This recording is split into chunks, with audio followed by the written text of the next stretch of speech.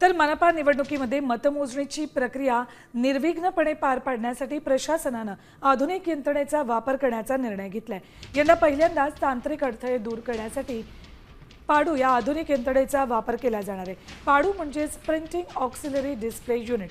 मतदानावेळी जर कंट्रोल युनिटचा डिस्प्ले खराब झाला तर हे यंत्र मतांचा डेटा थेट कागदावरच प्रिंट करून देईल। निवडणूक प्रक्रियेत पारदर्शकता आणण्यासाठी आणि कोणत्याही प्रकारचा विलंब टाळण्यासाठी निवडणूक आयोगानं उचललेलं हे एक महत्त्वाचं पाऊल आहे। बघा, पाडू म्हणजे प्रिंटिंग ऑक्सिलरी डिस्प्ले युनिट। मतमोजणी वेळी ईव्हीएम मध्ये तांत्रिक बिघाड झाल्यास निकाल मिळणार।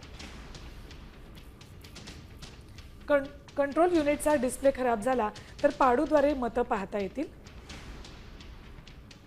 पाडू कंट्रोल युनिटला जोडल्यास त्यातील मतं थेट कागदावर प्रिंट होतील।